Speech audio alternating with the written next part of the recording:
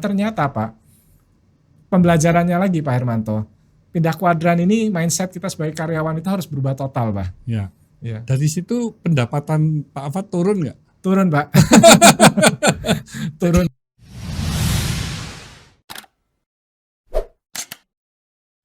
Semangat pagi Sobat Sukses. Pada hari yang spesial ini saya akan berbincang-bincang dengan seorang yang luar biasa ya. Perjalanan karirnya dari profesional akhirnya bisa menjadi entrepreneur dan menjadi partner saya, yaitu Pak Afat Adinata. Terima kasih nih atas waktunya. Terima kasih Pak Hermanto untuk waktu yang diberikan, luar biasa Pak, bisa hadir di acara Pak Hermanto Pak. Ini kesempatan yang sangat langka buat saya. Iya, ini perjalanan dari Pak Afat ini sangat menarik ya. Tentunya banyak sekali para sobat sukses yang juga ingin mendapat inspirasi, bisa belajar dari Pak Afat ya. Jadi saya ingin tanya Pak Afat ini dari awal ini Pak, karirnya ya. Pak Afat ini meniti karir dari sebuah perusahaan apa ini Pak, awal-awalnya? Mungkin bisa diceritakan. Baik Pak. Saya sebenarnya lulusan dari sekolah lokal yang ada di Surabaya juga Pak. Oke. Jadi kuliahnya di Surabaya ya? Betul Pak, saya kuliah di Widya Mandala Surabaya. Lulus kuliah mau cari kerja. Karena kebetulan begini Pak, saya sejak kecil itu sudah terbiasa bekerja. Jadi ayah saya itu dulu pengusaha furniture, tapi kemudian bangkrut Pak.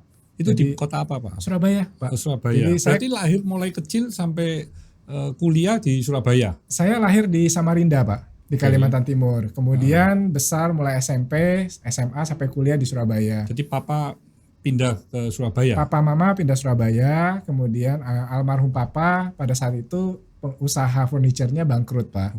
Nah bangkrut pada saat saya menginjak mau masuk kuliah. Nah sehingga sambil kuliah Pak, saya menjadi guru les Pak. Guru les anak SD gitu Pak. Jadi pagi kuliah, malam jadi guru les anak SD.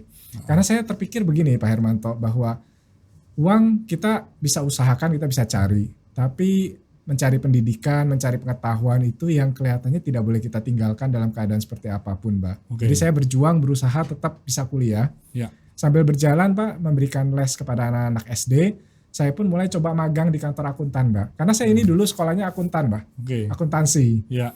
Nah sampai lulus Pak, kemudian saya mulai bekerja dan dapat kesempatan untuk pindah Jakarta Pak.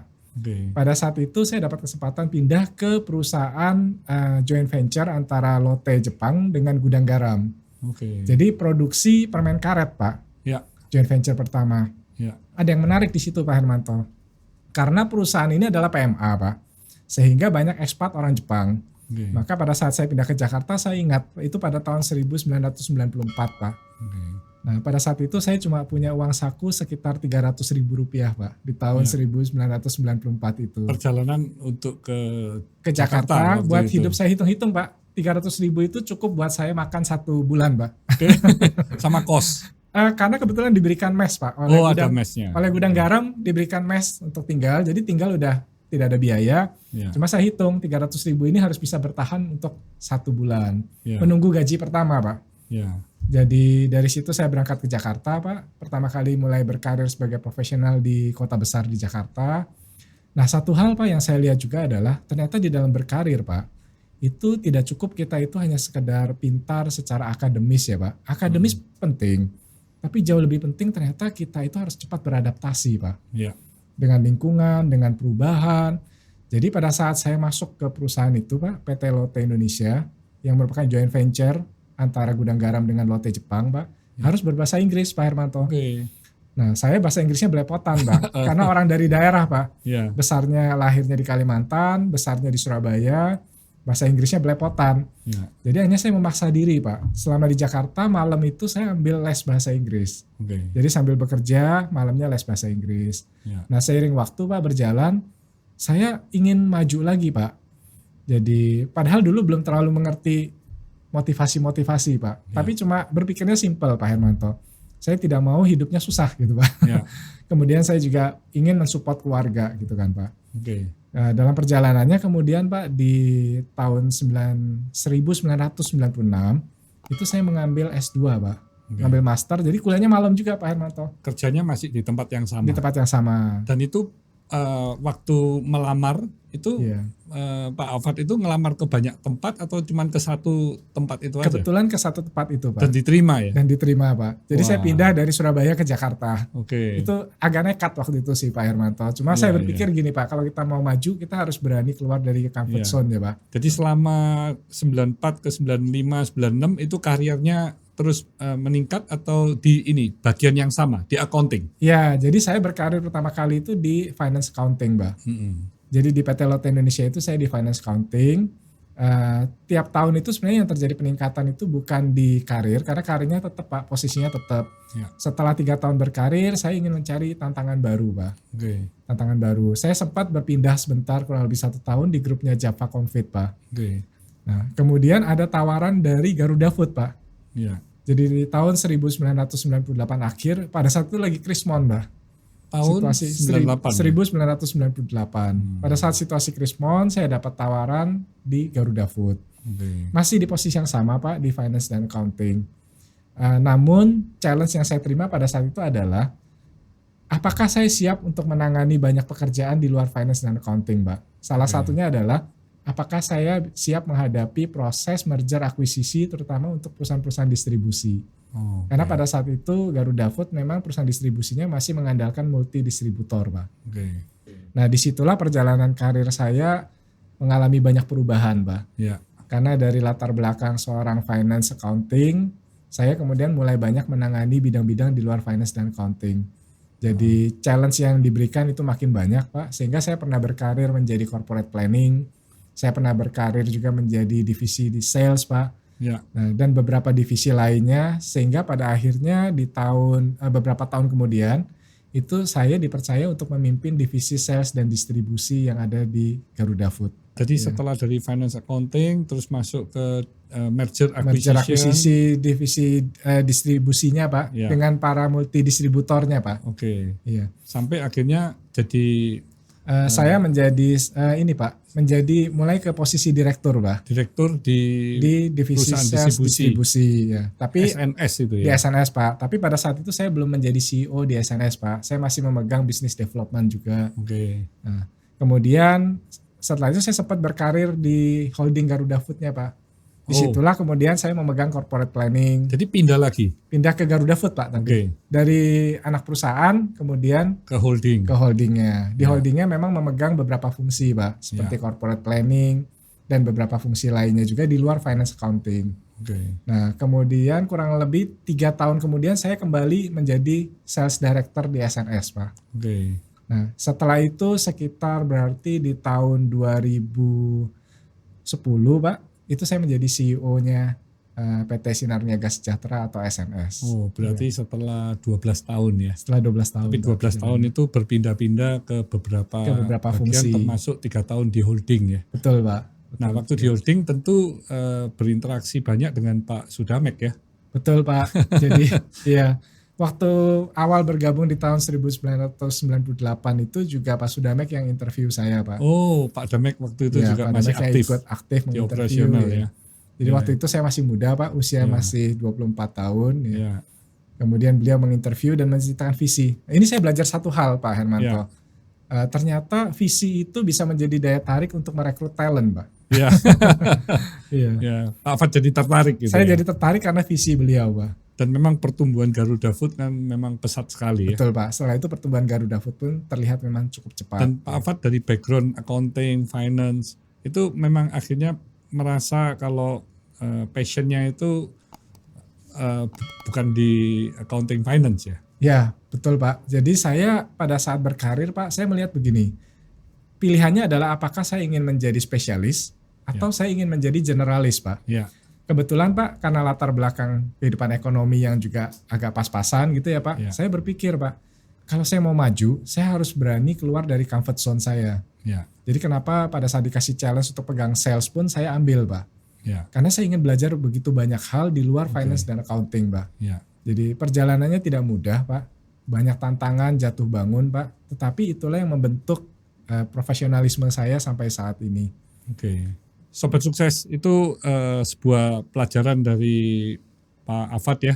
Jadi meskipun lulus S2-nya dengan cum laude ya di bidang habis S1 accounting, S2 di finance, tapi tidak mau di comfort zone ya, tapi ingin terus belajar masuk ke divisi-divisi yang lain termasuk di holding, akhirnya diberi tanggung jawab sebagai CEO di distribusi dari SNS ya, itu distribusi yang sangat besar juga.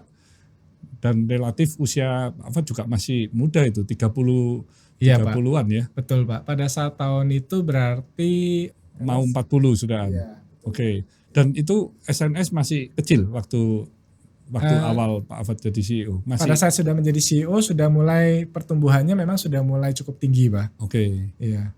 Tetapi memang dalam perjalanannya 2010 Pak, kan itu ya. 2010 Pak. Tapi terus buka cabang baru. Masih terus Pak, pada saat 2010 itu kurang lebih cabang baru sekitar 100-an ya Pak. Iya. Nah kemudian setelah saya mulai menjabat sebagai CEO, di situ pun tetap kami agresif terus membuka cabang Pak. Oke. Sampai dengan terakhir waktu saya mundur dari SNS di tahun 2015 Pak, itu cabangnya sudah sekitar 200 Pak. Oh berarti 5 tahun ya? 5 tahun Jadi Pak. 5 tahun di distribution company. Betul Pak. Nah akhirnya Pak Afat tetap ingin kenapa kok mundur waktu itu Pak? Ya, jadi Pak dalam perjalanannya sebagai profesional saya sudah banyak belajar Pak. Ya. Di tahun 2015 itu ada teman yang kemudian menawarkan kepada saya Pak. Ya. Kan banyak ya Pak, profesional itu banyak berpikir bahwa mereka juga ingin memulai pindah kuadran Pak. Ya. Jadi sering orang melihat, oh enak sekali ya kalau kita bisa pindah kuadran gitu ya. Dari profesional menjadi ke entrepreneur. Yes. Nah, namun sebenarnya hal itu kan tidaklah semudah yang dibayangkan Pak Hermanto. Banyak faktor. Semua orang juga bisa. Nggak semua orang juga bisa Pak. Iya. Betul Pak. Nah teman saya itu adalah Pak Vero Sito Pak. Oke. Dia adalah founder dari, kita lebih mengenalnya menyebutnya Menson. Menson. Iya, perusahaannya adalah PT Mega Perintis, tetapi kita biasa mengenalnya sebagai Menson. Itu adalah salah satu brand lokal untuk industri fashion Pak di pakaian pria. Oke. Nah, jadi Pak Vero Sito ini anak muda yang mengembangkan Menson. Kemudian dia ingin membuat perusahaan ini menjadi lebih profesional dan rapi. Kebetulan saya punya kelebihan karir di profesional cukup lama Pak. Jadi kombinasi antara karir profesional dengan entrepreneurship-nya Pak Vero itu jadi kombinasi kami di dalam memanage PT Mega Perintis atau Menson sampai dengan hari ini Pak. Jadi Pak Afat juga melangkah ke arah ini ya, ke arah dari profesional ke arah entrepreneurship ya, karena Pak Afat bergabungnya kan juga sebagai shareholder ya di Menson ya. Betul Pak. Untuk mengembangkan Menson lebih besar lagi bersama-sama dengan Pak Vero ya waktu itu. Ya betul Pak. Jadi saya ditawarkan bergabung. Salah satu yang membuat saya memutuskan untuk meninggalkan karir di Garuda Food Pak, karena Pak Vero menawarkan saya bisa ikut punya saham Pak. Iya. Nah ini satu pembelajaran juga Pak. Sebelum kemudian nantinya saya mengerti bahwa penting sekali kita itu melakukan pengembangan investasi kita di saham Pak. Waktu itu belum terpikir seperti itu Pak. Waktu itu hanya terpikirnya sederhana Pak. Ada kesempatan bahwa saya mulai bisa ikut punya saham, berarti kan saya ikut punya perusahaan Pak. Jadi terpikir sederhana itu saja, saya berani mengambil keputusan untuk meninggalkan comfort zone saya di karir yang sudah cukup lama di Garuda Food, hampir 17 tahun Pak. Karena itu juga sangat beresiko ya. Karena kalau sudah ikut memiliki sebuah perusahaan menjadi shareholder, itu kan bisa untung, bisa juga rugi. Kalau di profesional kan pasti menerima gaji ya. Perusahaan mau rugi, mau untung pasti terima gaji. Tapi kalau sudah beralih ke kuadran menjadi entrepreneur atau pengusaha, nah ini pasti ada resiko kan. Resiko kalau usahanya ini tadi tidak berjalan, tidak berlangsung dengan baik. Itu kan juga pentingnya ada kesamaan karakter dan visi antara Pak Afat dan Pak Vero ya. Betul. Karena Pak. ini kebetulan teman, jadi mungkin sudah tahu kan sifat semuanya sudah mengerti ya, karakternya tahu, sehingga ingin visinya supaya Menson ini bisa menjadi perusahaan yang bertumbuh dengan pesat ya. Itu 2015 ya Pak ya? 2015 tepatnya bulan Juni Pak saya bergabung Pak. Berarti saat itu Menson juga masih belum besar ya? Belum Pak, pada saat itu Manson masih di kisaran mungkin revenue-nya di kisaran 200-an miliar per tahun ya Pak. Masih ya. Cabangnya atau tokonya waktu itu tokonya juga masih belum banyak Pak. Belum banyak. Waktu itu masih di kisaran paling mungkin sekitar 50-an toko ya Pak. 50-an. Iya. Nah, kemudian Pak, yang membuat saya kemudian juga berani mengambil resiko itu Pak, karena Pak Vero sebagai foundernya memang juga sepakat dengan visi yang kita tentukan bersama Pak. Ya. Kami menentukan 5 tahun kemudian dari tahun 2015 itu kami ingin menjadi salah satu retailer terbaik untuk industri fashion di Indonesia. Ya. Nah, dan kami ingin berbenah Pak secara manajemen. Dan tujuannya salah satunya kami mencantumkan bahwa kami ingin go public Pak. Meskipun kami tidak terlalu mengerti waktu itu buat apa go public ya Pak. Ya. Tapi kami cuma membayangkan Pak, wah perusahaan kalau bisa go public berarti perusahaan ini bagus ya Pak. Begitu ya. Namun kami tahu perjalanannya tidak mudah. Karena buat shareholder untuk siap go public berarti kan siap menjadi transparan dan siap berbagi Pak. Nah, dari situlah Pak saya mengambil resiko, kemudian saya berani berpindah kuadran, bergabung dengan Pak Vero dan mulai membenahi dan merintis perusahaan. Dan ternyata Pak, pembelajarannya lagi Pak Hermanto, pindah kuadran ini mindset kita sebagai karyawan itu harus berubah total Pak. Ya. Dari situ pendapatan Pak Afat turun nggak? Turun Pak. Turun Pak. Jadi bersedia income-nya ini turun ya? Betul Pak. Belum, kan sudah punya istri dan anak. Ya, jadi memang Pak waktu itu saya bersedia income turun, tapi saya menjaga angka tertentu supaya cash flow penting ya Pak, tetap supaya bisa cash flow bisa menutupi kebutuhan. Iya. Jadi ada komitmen bersama dengan Pak Vero juga, saya ikut membenahi. 3 tahun pertama itu income saya tidak akan naik Pak. Jadi karena company juga masih belum besar Pak, masih dibenahin ya. Dan income saya waktu itu turunnya cukup banyak Pak dibandingkan waktu saya menjadi profesional di Garuda Food. Dan di Garuda Food kan setiap periodik juga meningkat ya. Meningkat Pak, apalagi ini malah dibuat pack selama 3 tahun ya. Di pack selama 3 tahun Pak. Di pack selama 3 tahun karena kita ingin perusahaannya tumbuh dulu Pak. Jadi berbagai fasilitas pun berubah Pak. Termasuk kendaraan juga? Kendaraan dan lain-lainnya semua berubah Pak, karena skalanya kan sangat berbeda ya Pak. Pada saat saya meninggalkan Garuda Food, mereka omsetnya sudah triliun Pak. Waktu itu PT Mega Perintis atau Manson ini kan masih kecil skalanya Pak. Jadi saya menyesuaikan. Tapi karena saya melihat Pak Vero punya mimpi yang sama Pak. Kita ingin membesarkan perusahaan ini menjadi salah satu retailer terbaik di Indonesia. Disitulah saya punya harapan Pak. Istri juga mendukung waktu itu? Iya betul Pak. Jadi ini yang menarik begini Pak. Pada saat saya mau pindah karir profesional dari Garuda Food, pindah ke Mega Perintis atau Manson Pak. Dari 10 orang yang saya tanya Pak, 9 orang meragukan Pak. Apakah keputusan saya benar? Satu orang yang mendukung sebenarnya adalah istri Pak. Wow, luar biasa. Itu yang membuat saya berani mengambil keputusan itu. Tapi pesan dari istri Pak sangat sederhana Pak. Ya lakukan yang terbaik, yang menurut kamu terbaik, tapi biar bagaimanapun tanggung jawab terutama untuk membiayai keluarga ini tetap terpenuhi Pak. Dan istri juga tidak bekerja ya? Tidak bekerja Pak, istri saya ibu rumah tangga. Hebat ini. Jadi memang istri ingin karier dari Pak Afat juga ada perubahan atau peningkatan ya? Betul Pak. Karena istri mungkin sangat memahami keinginan Pak Afat sehingga mendukung. Jadi ini istri yang luar biasa. Iya Pak. Dan sobat sukses, itu tadi Pak Afat sudah cerita dari kuadran profesional untuk pindah ke arah entrepreneur atau pengusaha, itu berarti ada pengorbanan dan Pak Afat sudah membuktikan mau untuk sacrifice baik fasiliti kendaraan maupun dari sisi income yang turun dengan drastis ya. Selama 3 tahun di pack tidak berubah. Nah ini suatu keberanian dan tentunya keinginan atau visi yang ada itu harus sukses terus ini Pak ya. Jadi nggak ada kata gagal ya. Jadi hanya satu kan, maju sukses kan. Betul Pak. Pada saat saya mengambil keputusan itu Pak Hermanto, saya terinspirasi satu cerita Pak. Bahwa ada satu cerita di mana seorang komandan membawa anak buahnya itu untuk berperang ke satu pulau Pak. Nah kemudian pasukan ini kalah banyak sebenarnya dibandingkan musuh Pak. Sampai di pulau tersebut perintah pertama si komandan kepada pasukannya adalah bakar kapal kalian Pak. pasukannya ketakutan, Pak. Karena kalau dibakar mereka nggak bisa balik gitu, Pak. Jadi si komandan mengatakan kalau kita mau menang, ya kita jangan berpikir untuk balik, Pak. Kita harus maju terus. Nah, itu yang membuat saya berani mengambil keputusan itu, Pak. Jadi dengan cuma menang atau mati gitu menang atau mati, Pak. Karena setelah saya pindah karir dari profesional menjadi ke semi entrepreneur ya, Pak. Karena saya tetap profesional juga waktu saya bergabung di Menson, tapi ikut memiliki saham. Pengorbanannya banyak, Pak. Sehingga dengan pengorbanan itu pilihannya cuma satu, Pak. Harus berhasil, Pak. Iya. Itu pilihannya, Pak. Iya.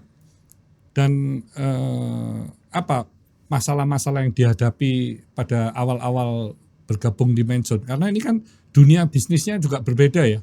Asalnya dari F&B, terus ini masuk ke fashion gitu ya. Betul, Pak. Waktu itu, Pak, joke-nya jadi begini, Pak. Dari jualan kacang, kemudian berpindah jadi jualan baju, Pak. Iya. Jadi yang menarik orang akan melihatnya ini kan berbeda sekali gitu, Pak ya. Iya. Tapi akhirnya saya belajar satu hal juga, Pak Hermanto. Jadi kembali selalu belajar ini, Pak. Bisnis itu kadang-kala tidak harus kita melihat bisnis itu di bidang apa, Pak. Semua bisnis akan bagus kalau kita kelola dengan benar. Iya, setuju. Saya melihat itu, Pak. Dan paling penting lagi kita harus belajar sih, Pak. Jadi saya belajar, Pak. 6 bulan pertama itu saya tiap hari rata-rata tidur itu kurang dari 5 jam, Pak. Karena satu, Pak, banyak pekerjaan yang mesti diselesaikan karena banyak sekali sistem yang belum rapi kan, Pak. Kedua adalah saya belajar, Pak, mencoba mempercepat untuk belajar industri ini, Pak. Nah, dan yang ketiga, Pak, pada saat muncul keresahan, Pak, itu membuat kita kan nggak bisa tidur, Pak. Tapi saya ingat, Pak Sudamek pernah mengatakan wonderful restlessness, Pak.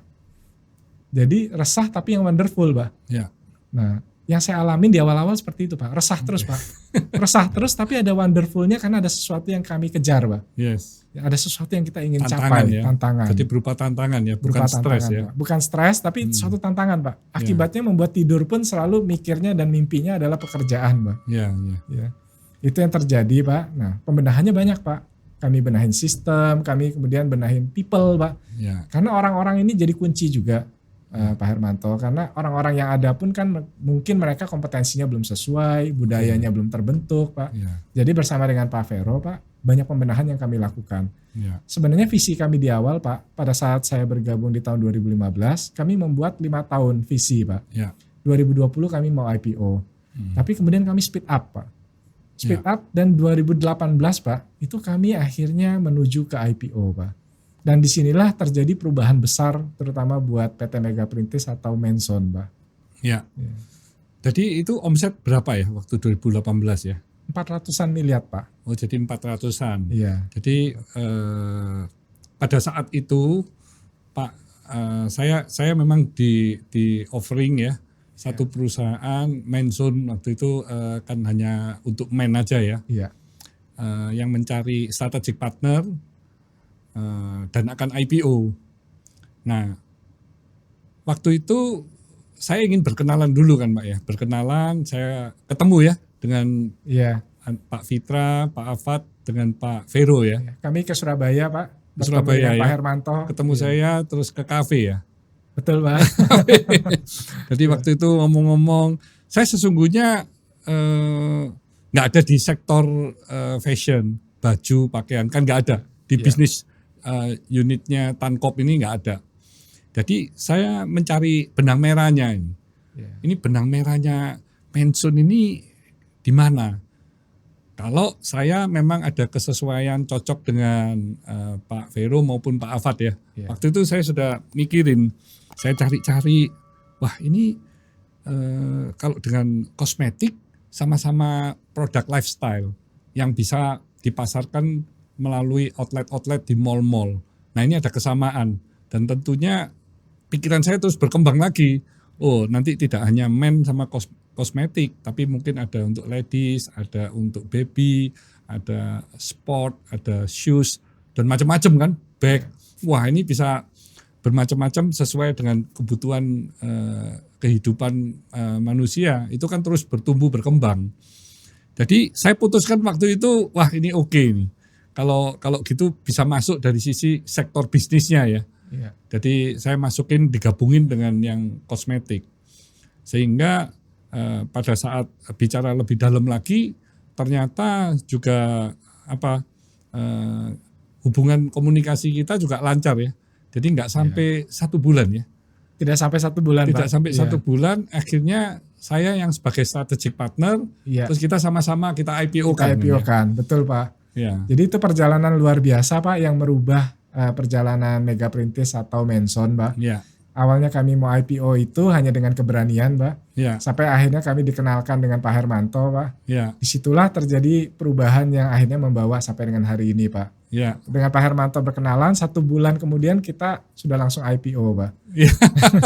Dan visinya juga dirubah semua ya, Pak. Dirubah, Pak. Karena saya ingin kompetitor yang disajikan itu semua juga perusahaan-perusahaan keren yang dari global ya. Jadi bukan lihat dari lokal lagi ya, supaya kita juga bisa berbenah, lebih siap menghadapi ancaman-ancaman perusahaan dari luar negeri ya. Yang kami juga tertarik waktu itu Pak, karena kami melihat Pak Hermanto itu sangat mencintai brand lokal Pak. Ya. Jadi kami sebagai pemilik brand lokal itu merasa bahwa biar bagaimanapun seharusnya kita bisa membesarkan brand lokal juga di pasar Indonesia. Ya. Nah, dengan Pak Hermanto menjadi investor di tempat kami Pak, kami melihat harapan itu jadi terbuka besar. Ya. Dan pengembangan pun juga terbuka lebih luas lagi ya, karena dari sisi finance kan saya melihat ini kami bisa dukung, jadi supaya pertumbuhan atau secara finance dari Menson ini lebih sehat ya. Ya betul sekali Pak. Jadi ini penting sekali Pak buat kami, karena kami melihat begini Pak, kalau kami sekedar IPO mencari dana semata-mata Pak, belum tentu kami mendapatkan partner yang tepat Pak. Ya. Ternyata Pak, mencari partner yang tepat itu jauh lebih penting Pak. Ya. Ya. Sehingga partner yang tepat inilah yang bisa kemudian membawa kita bersama-sama menuju arah yang jauh lebih baik Pak. Ya. Dan pada step selanjutnya kita sudah mempunyai opportunity untuk akuisisi yang minimal ya, yang perempuan ya. Ya, jadi Pak, itu perjalanan yang tadi saya cerita Pak, membawa perubahan besar juga buat kami Pak. Kami tidak pernah terbayangkan sebelumnya bahwa Menson sebagai local brand ini bisa melakukan corporate action seperti akuisisi Pak. Secepat itu mungkin ya. Secepat itu bahkan Karena Pak. Sebelumnya sebelum kami masuk pun dari sisi Menson sudah pernah berhubungan dengan minimal beberapa kali ya. Betul Pak, kami kenal, kami pun sudah melakukan pendekatan-pendekatan. Namun kelihatannya belum ada titik temunya Pak. Ya, sampai akhirnya tidak ada respon lagi. Sampai akhirnya kami jadi dengan Pak Hermanto. Ya. Malah kemudian Pak Henry sebagai founder minimalnya bertemu dengan Pak Hermanto juga. Ya, ketemu saya di Surabaya. Iya. Dan waktu bicara itu kok cocok. Cocok, iya Pak. Cocok. Iya. Jadi keinginannya juga sama gitu. Iya, Pak. Makanya saya ngomong, wah ini tepat ini. Gabung ke Menson, kita sama-sama gedein bagaimana Menson ini bisa menjadi perusahaan khususnya fashion yang keren gitu ya. Betul Pak, dan itu terbukti Pak. Ya. Dengan Pak Hermanto masuk sebagai investor di Menson Pak, itu juga menjadi salah satu daya tarik buat minimal untuk kembali berproses dengan kami, dengan Menson bersama Pak Hermanto. Dan akhirnya malah Menson dan minimal menjadi satu Pak sekarang. Menjadi satu, Pak Henry juga akhirnya menjadi shareholder ya di Menson ya. Betul Pak, Pak Henry pun menjadi shareholder juga di Menson. Jadi di Menson ini rame-rame shareholdernya Pak. Iya. Dan perjalanannya shareholder ini pun ternyata tadi Pak, penting sekali kita berpartner dengan partner yang tepat. Seluruh shareholder pun kompak Pak, punya visi yang sama. Ya. Jadi waktu 2019 itu pertumbuhannya juga sangat pesat ya. Sangat pesat Pak. Kita sudah melihat angka mendekati 1 triliun. 1 triliun. Iya. Luar biasa. Jadi saya juga tadi lihat nih dari RTI ya. Sun ini waktu saya bergabung market valuasinya itu kan sekitar 250 miliar ya. Betul Pak. Harga sahamnya 298 waktu IPO ya. Waktu IPO Pak. Ya. Nah hari ini sudah around 1460-an. Ya. Market valuasinya sudah sekitar 1,25 triliun. Ya. 5 kali lipat. 5 kali lipat dan itu masih ada karena pandemi Pak. Pandeminya 2 tahun Pak. 2 tahun iya.